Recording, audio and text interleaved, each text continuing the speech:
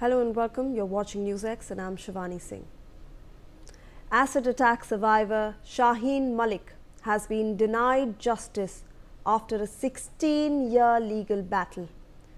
Back in 2009, the then 26-year-old Shaheen, pursuing an MBA and working as a student counsellor at a college in Panipat, Haryana, was attacked with acid outside her workplace.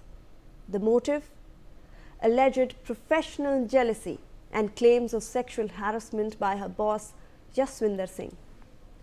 A juvenile actually threw acid on her face, causing severe burns, permanent disfigurement and complete loss of vision in one eye.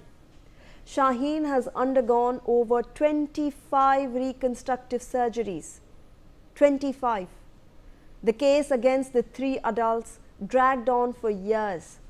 Transferred to Delhi's Rohini Court in 2013 and recently has been slammed by the Supreme Court as a mockery of the system. But on December 24th, the court acquitted all the three. They cited lack of sufficient evidence and flaws in the investigation. According to the prosecutor, there were 4 individuals involved in the case: a juvenile, Yashwinder, Bala and Mandeep Maan. The juvenile physically threw acid on the victim. Yashwinder, who is the college owner, allegedly sexually harassed the victim at the workplace and instigated the attack due to resentment after her resignation. Bala, the wife of Yashwinder, was also the primary conspirator, allegedly planned the entire attack out of jealousy. And lastly, Mandeep Maan, a student, allegedly assisted in planning the attack. But all these accused have now been acquitted. So in short, first justice was delayed and now it is being denied. With that, we have Shaheen Malik herself joining us live on the telecast. First of all thank you so much Shaheen ji, जो आप हमारे साथ जुड़े आज और हमारे साथ इस बारे में बातचीत कर रहे हैं। अगर मैं आपके पास पहले आ सकूं, जो मेरा पहला सवाल, 16 साल शाहीन जी, 16 साल आपने वेट किया कि आपको जस्टिस मिले, बट जब 24 दिसंबर को वो कोर्ट ऑर्डर आया, ऑल द 3 वर एक्विटेड। 16 साल की ये लड़ाई मेरे लिए आसान नहीं थी। 19 नवंबर 2009 का वो दिन मुझे आज भी याद आता है। जब मैं सोती हूँ मुझे हर रोज वो दिन याद आता है। जब मैं कोर्ट जाती थी तब मैं वो सोचती थी। मेरे 25 ऑपरेशन हुए, जैसे आपने भी अभी बताया, बल्कि इससे ज्यादा ही हुए होंगे। जितनी बार मैं ऑपरेशन थिएटर में जाती थी मुझे वो अटैक याद आता था। मैं एक आंख से देख नहीं पाती हूँ, दूसरी आंख से भी मुझे कम दिखता है एसिड अटैक की वजह से। और जब जब मैं टकराती हूँ मुझे अंधेरे में नहीं दिखता, मुझे हर हर वक्त तब वो एसिड अटैक याद आता है। तो मतलब ऐसा नहीं है कि वो सिर्फ एक दिन की बात थी, वो मेरे लिए पूरी जिंदगी की बात बन गई। और 16 साल मैंने जिन हालातों में ये लीगल बैटल लड़ी, कि मैं बताना चाहूंगी कि मेरे पास कोई बड़े वकील नहीं थे, मेरे पास कोई बहुत पैसा नहीं था, मैं देख नहीं पाती थी ठीक से। मैं सुबह बिना खाए पिए घर से निकलती थी कि मुझे मेरी बैटल लड़नी है, मुझे कोर्ट जल्दी पहुंचना है। और 16 साल के बाद मुझे ये मिला जो मेरे लिए अनएक्सपेक्टेड था। मतलब कोई भी लड़की 16 साल तक झूठा केस कभी नहीं लड़ेगी, और कोई भी एसिड अटैक सर्वाइवर जिसकी आंखें खराब हुई हैं, जिसका चेहरा खराब हुआ है, जिसकी जिंदगी में उसे हर कोई छोड़ गया है, वो कभी भी किसी को गलत नहीं फंसाना चाहेगी। पर फिर भी मुझे समझ नहीं आता कि जज साहब ने ऐसा क्यों किया। तो ये बहुत ही दुख भरा है और बहुत ही नेगेटिव जाएगा, क्योंकि हर वो लड़की जिसके साथ नाइंसाफी हुई है वो आगे आवाज नहीं उठाएगी। हर वो लड़की जिसके साथ ऐसे अटैक हुए हैं वो कोर्ट जाने से पहले सोचेगी क्या 16 साल बाद मुझे जस्टिस मिल पाएगा या फिर नहीं मिलेगा। इनफैक्ट मैं आपसे इसी बारे में बात करना चाहती हूँ शाहीन जी, आप 26 वर्ष की थी जब आपने ये पूरा लीगल बैटल शुरू किया। आपको ऑब्वियसली बहुत उम्मीदें थी हमारे जस्टिस सिस्टम से कि कुछ ना कुछ आपको जस्टिस तो ज़रूर ही मिलेगा, और जो जुवेनाइल है उसको जब कन्विक्ट किया गया तो एक पहली जो जीत थी वो आपको मिली थी। बट उसके बाद जो आपका बैटल रहा है 16 साल तक शाहीन जी, बहुत ही डिफ़िकल्ट रहा है, जैसे कि आप बोल रहे हैं कि रोज़ आपको इससे जीना पड़ रहा है, बट अब आप क्या इसे हायर उच्च न्यायालय में ले जाएंगी इस केस को? क्या अब भी आपको यकीन है कि आपको कहीं ना कहीं जस्टिस मिल सकता है? देखो, अगर किसी लड़की के साथ इतना हीनियस क्राइम हुआ हो, उसको भी साबित करके, मतलब मेरा केस स्ट्रांग है, एविडेंस है, तो अगर जज साहब ने ये कहा कि लैक ऑफ एविडेंस, सबूतों के अभाव में उनको बरी किया जाता है, तो वो बहुत गलत है। क्योंकि सबूत हैं, उन्हें सिर्फ नजरअंदाज किया जा रहा है। तो पहले तो जब इस तरह का जस्टिस, मतलब इस तरह का इनजस्टिस किसी के साथ होता है, तो उसका जस्टिस सिस्टम से भरोसा उठ जाता है, जो मेरे साथ भी हुआ। मैं बहुत होप से कल कोर्ट गई थी परसों, कि मैं सुबह से जाकर बैठ गई थी और मैं सोच रही थी मेरा 16 साल का इंतजार आज खत्म हो जाएगा। आज मेरे दिल को सुकून मिलेगा, क्योंकि ये लड़ाई सिर्फ कॉम्पनसेशन के लिए या मुझे सरकारी नौकरी नहीं चाहिए थी। मुझे सिर्फ जस्टिस चाहिए था, जिसके लिए मैं 16 साल से लड़ रही थी, और वो ही मुझे नहीं मिला। तो जस्टिस सिस्टम से भरोसा उठना तो लाजमी है, और वो सिर्फ मेरा नहीं, हर उस लड़की का जिसके साथ जेंडर बेस्ड वायलेंस हुआ है, जिसके साथ रेप हुआ है, जिसके साथ एसिड अटैक हुआ है। लेकिन मैं ये भी ऐड करना चाहूंगी कि ये लड़ाई मेरी अकेले की नहीं थी जिसे मैं हारी हूँ। ये लड़ाई मेरी अकेले की नहीं होगी जिसे मैं आगे ले जाऊंगी। इस लड़ाई को मैं जरूर आगे ले जाऊंगी, हाई कोर्ट में लड़ूंगी, सुप्रीम कोर्ट में लड़ूंगी, क्योंकि ये लड़ाई उन सब लड़कियों के लिए होगी जिनके साथ नाइंसाफी हुई है।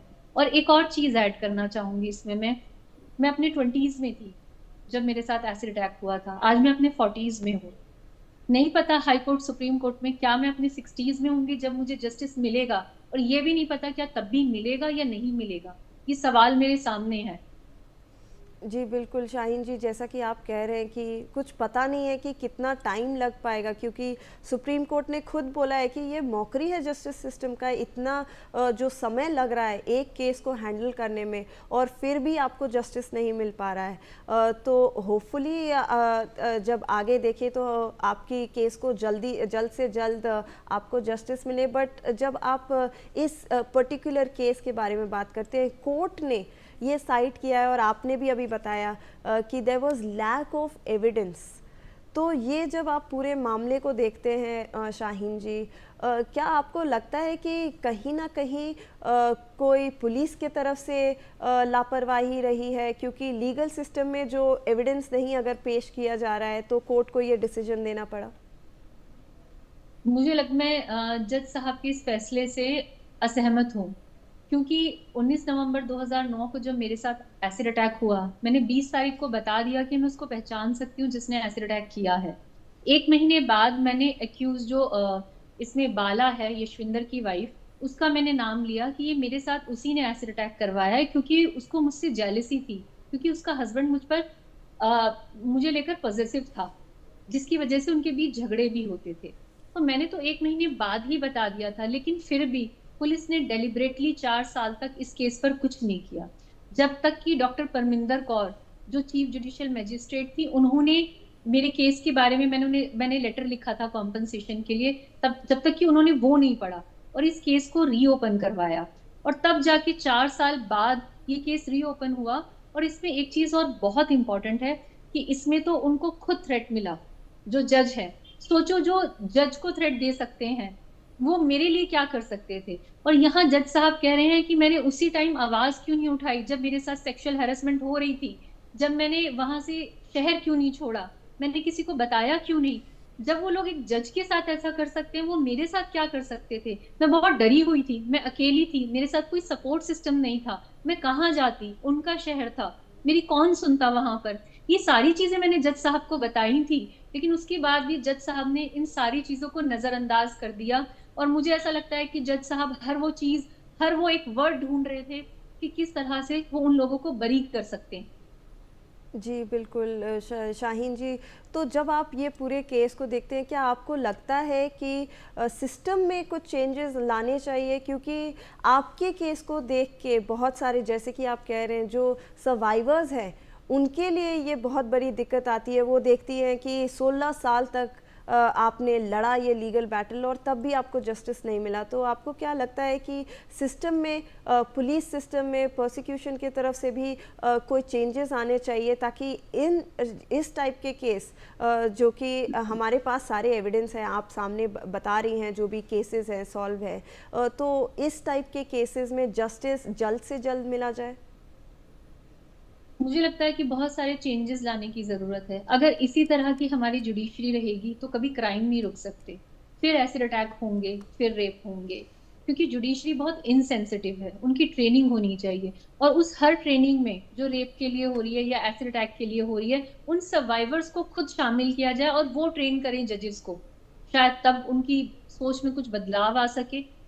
मुझे लगता है कि जुडिशरी को रिफॉर्म होने की जरूरत है। इतने लंबे लंबे ट्रायल चलते हैं, 16 साल।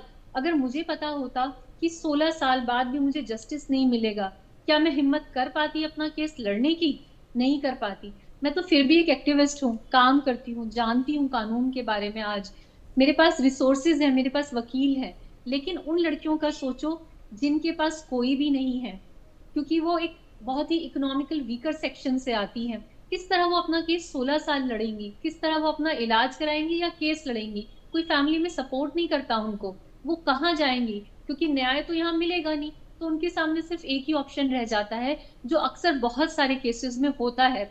जो हमारी ऑर्गेनाइजेशन में सर्वाइवर्स हैं, मैं उनकी ये बातें सुनती हूँ और आज मुझे लग रहा है कि शायद सच है वो सब कुछ। वो मजबूर कितना होती होंगी, क्योंकि उनके पास दवाई खरीदने के लिए पैसे नहीं होते, और उन सबको पता होता है कोई इस सिस्टम में उनकी नहीं सुन रहा, पुलिस नहीं सुनती, कोर्ट के धक्के खाने पड़ेंगे सालों साल। तो वो 1-2 लाख रुपए लेकर सेटलमेंट कर लेती हैं कि उनके पास कोई और रास्ता नहीं बचता।